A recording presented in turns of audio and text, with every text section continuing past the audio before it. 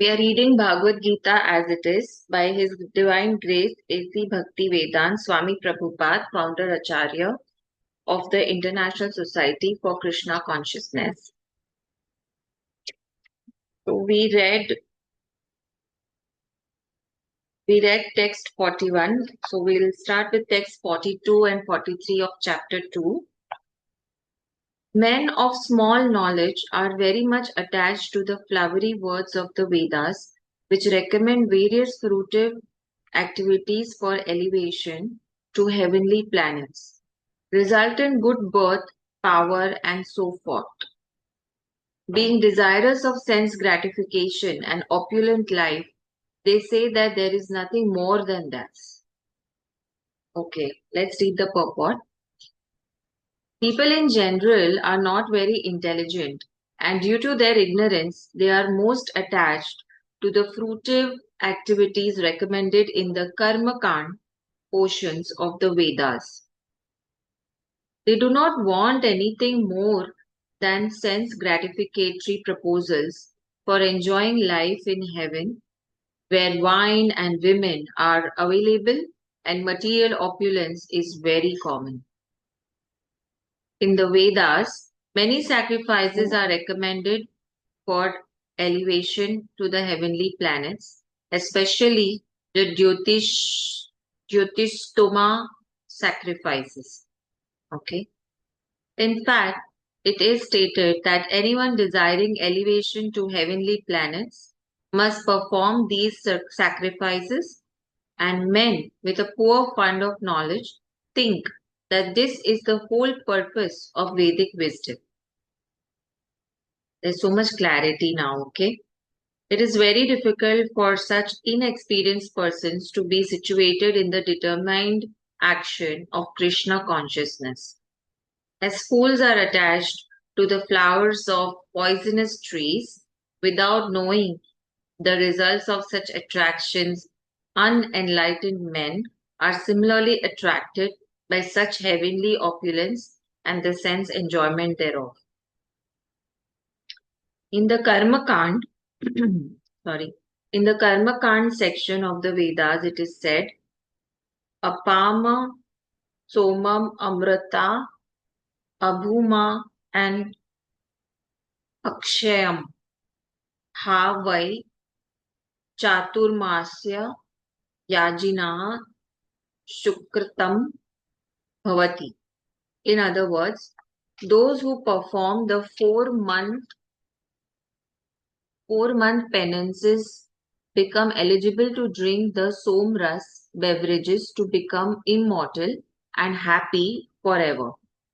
Even on this earth, some are very eager to have somras to become strong and fit to enjoy sense gratifications.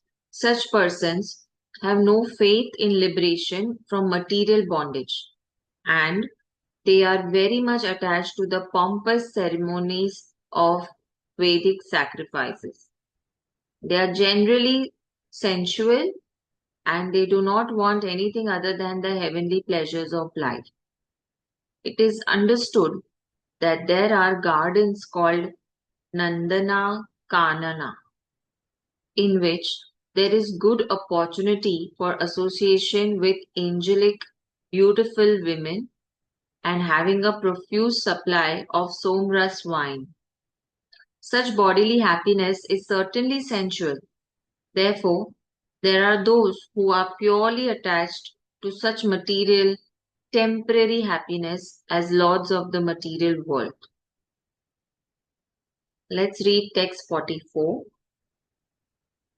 In the minds of those who are too attached to sense enjoyment and material opulence and who are bewildered by such things, the resolute determination for devotional service to the Supreme Lord does not take place.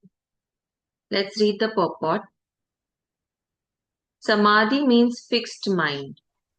The Vedic dictionary, the Nirukti, says Samyak Adhiyata Adhiyate Smin Atma Tattva Yathatmyam.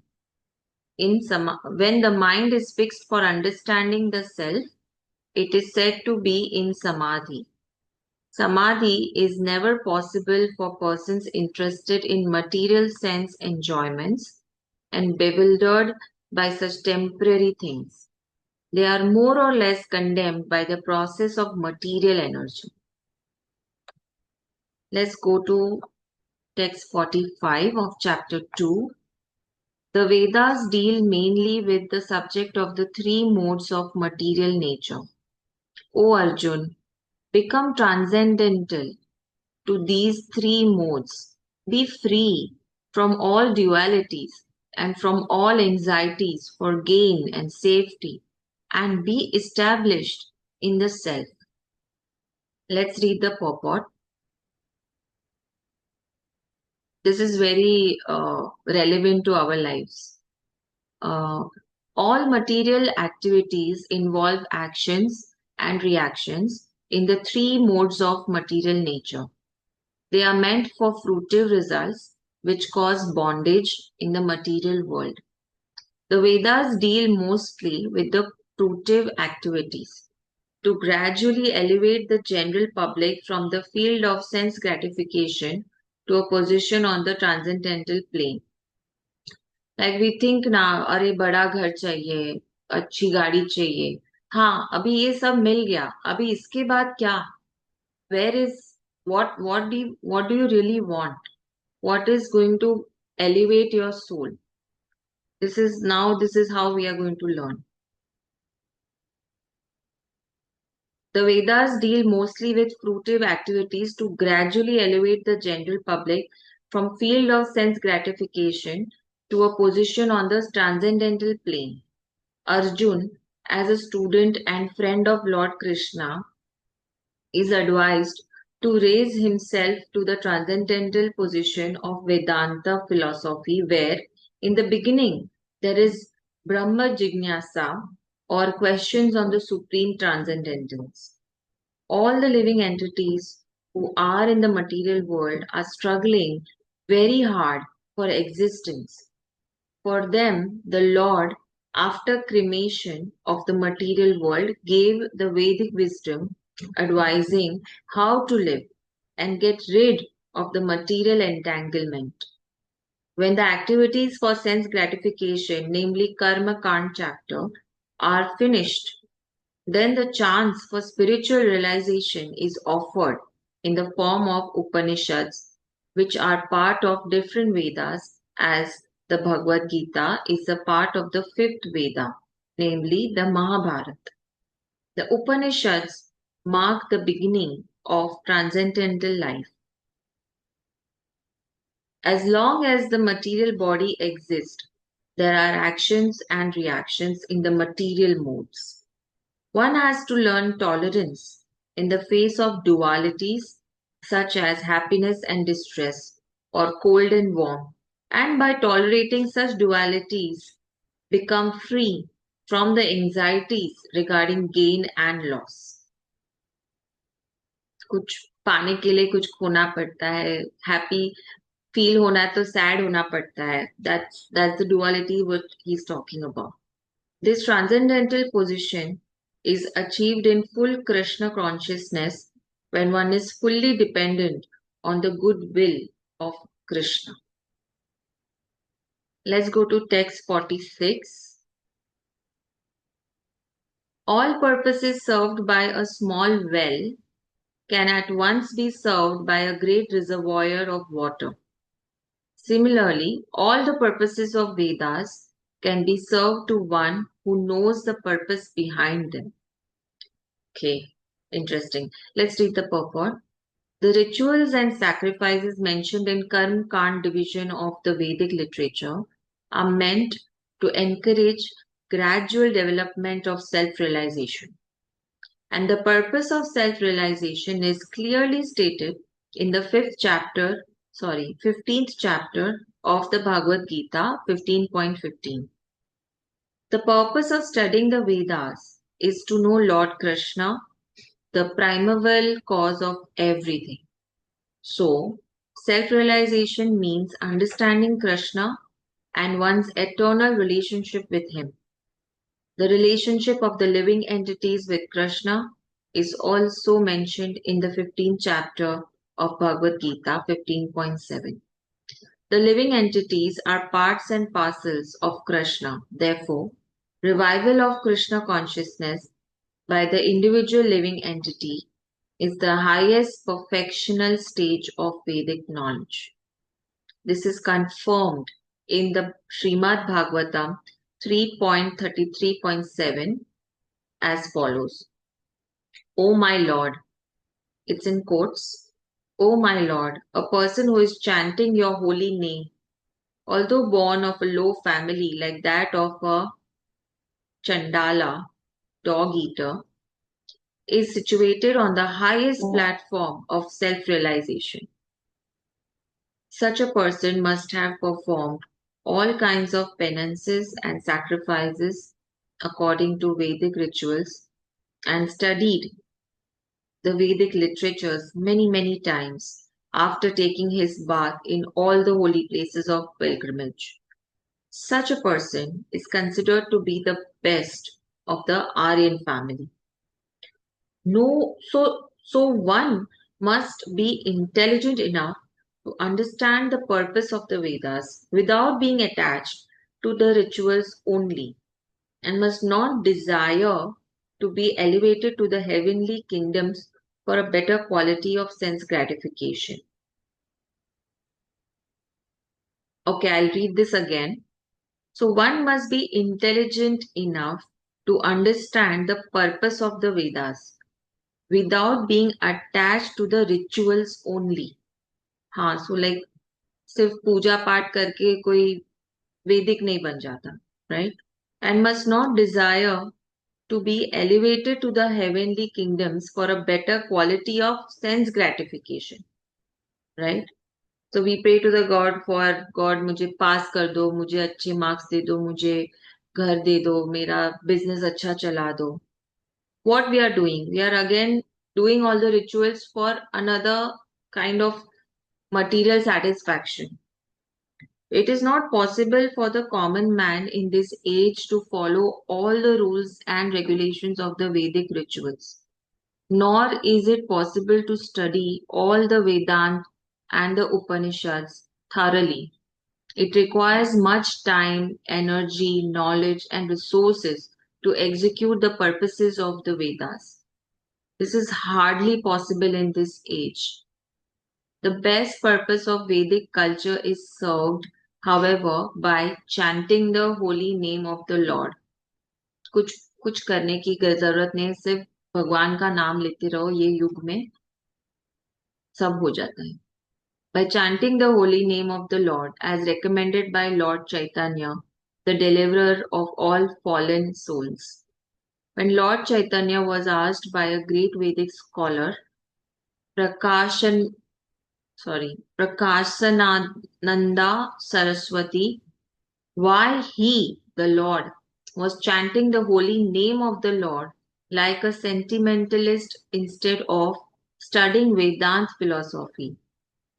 The Lord replied that his spiritual master had found him to be a great fool and thus asked him to chant the holy name of Lord Krishna.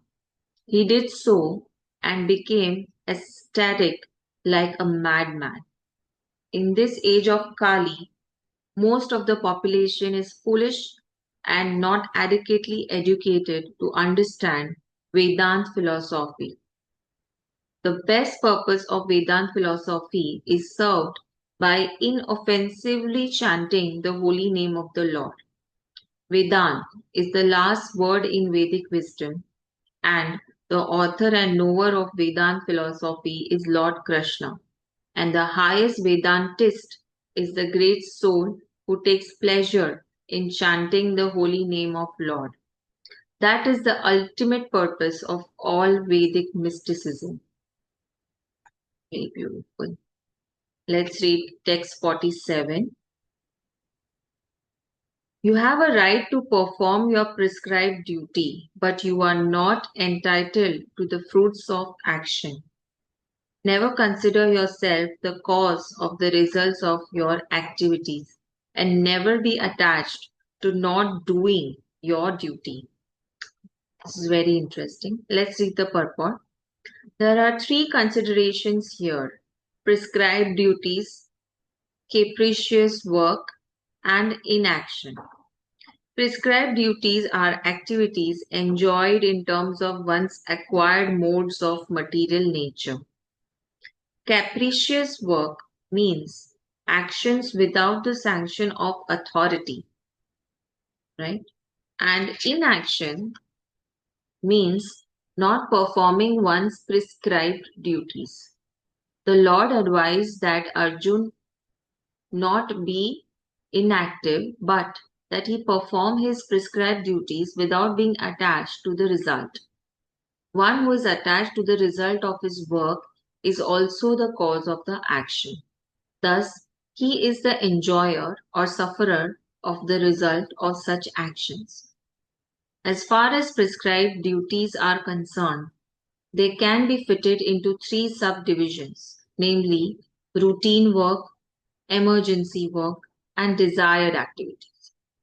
Routine work performed as an obligation in terms of the scriptural injunctions without desire for result is action in mode of goodness. Work with मतलब कर्म करो फल की इच्छा मत रखो. So my teacher gave me one example, like people who are assembling iPhone in a factory. तो कर रहे वो लोग आईफोन बना रहे हैं. क्या वो लोग आईफोन खुद अपने जेब में लेके जाते हैं थिंकिंग दैट ना अभी ये मैंने बनाया तो ये मेरा हो गया? तो ये वो नहीं है. वो आईफोन अच्छे से बना के दे देते हैं. So it's this kind of logic. Routine work performed as an obligation in terms of the scriptural injunctions without desire for results is action in the mode of goodness. Work with results becomes the cause of bondage. Therefore, such work is not auspicious. Everyone has his proprietary right in regard to prescribed duties, but should act without attachment to the results. Such disinterested obligatory duties doubtlessly lead one to the path of liberation. Arjun was therefore advised by the Lord to fight as a matter of duty without attachment to the result. His non-participation in the battle is another side of attachment. Such attachment never leads one to the path of salvation. Any attachment, positive or negative, is cause for bondage. Inaction is sinful. Therefore, fighting as a matter of duty was the only auspicious path of salvation for Arjun. Okay, we'll read the 48 text. It's small one. Text 48. Perform your duty equipoised, O Arjun, abandoning all attachment to success or failure. Such equanimity is called yoga. Let's read the purport. Krishna tells Arjun that he should act in yoga. And what is that yoga? Yoga means to concentrate the mind upon the Supreme by controlling the ever disturbing senses. And who is the Supreme? The Supreme is the Lord. And because he himself is telling Arjun to fight, Arjun has nothing to do with the results of the fight. Gain or victory are Krishna's concern. Arjun is simply advised to act according to the dictation of Krishna. The following of Krishna dictation is real yoga, and this is practiced in the process called Krishna consciousness. By Krishna consciousness, only one can give up the sense of proprietorship. One has to become the servant of Krishna or the servant of Krishna. Das na das. That is the right way to discharge duty in Krishna consciousness which alone can help one to act in yoga. Arjun is a Kshatriya, and as such, he is participating in the Varnashram Dharma institution. It is said in the Vishnu Puran that in the Varnashram Dharma, the whole aim is to satisfy Vishnu. No one should satisfy himself, as is the rule of the material world, but one should satisfy Krishna. So, unless one satisfies Krishna, one cannot correctly observe the principles of Varnashram Dharma. Indirectly, Arjun was advised to act as Krishna told him. Let's end here. या एक और पढ़ लेते हैं, छोटा सा ही है 49, थोड़ा लेट स्टार्ट हुआ. Text 49. O Dhananjay, keep all abominable activities far distant by devotional service, and in that consciousness surrender unto the Lord. Those who want to enjoy the fruits of their work are misers. Let's read the purport. One who has actually come to understand one's constitutional position as an eternal servitor of the Lord gives up all engagements save working in Krishna consciousness. As already explained, Buddhi Yoga means transcendental loving service to the Lord. Such devotional service is the right course of action for the living entity. So it's like once we start living, what is living in Krishna consciousness? So whatever work has fallen on to our lap, chalo ye kar do, somebody will come for help. Somebody will ask you to do some things in the house.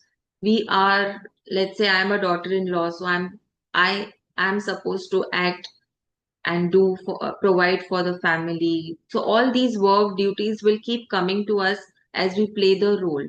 But we play it as if the God has asked us to play this. And so we start living in Krishna consciousness. Okay, God's will. That's why I'm doing this. As already explained, Buddhi Yoga means transcendental loving service to Lord. Such devotional service is the right course of action for the living entity. Only misers desire to enjoy the fruit of their own work just to be further entangled in the material bondage. Except for work in Krishna consciousness, all activities are abominable because they continually bind the worker to the cycle of birth and death. Very interesting. One should therefore never desire to be the cause of work. Everything should be done in Krishna consciousness for the satisfaction of Krishna. Misers do not know how to utilize the assets of riches which they acquire by good fortune or by hard labor. तो तुम कंजूस हो तो तुम्हारे पास कितना भी धन आ जाए तुम उसको यूज ही नहीं कर पाओगे क्योंकि तुम्हें सेव करना है बस. One should spend all energies working in Krishna consciousness, and that will make one's life successful. Like misers, unfortunate people do not employ their human energy in the service of the Lord. Okay, let's end here. Let's end with Hare Krishna Mahamantra. Hare Krishna, Krishna Krishna, Hare Hare, Hare Ram, Ram Ram, Hare Hare. Hare Krishna, Krishna Krishna, Hare Hare, Hare Ram, Ram Ram, Hare Hare. I'll stop the recording.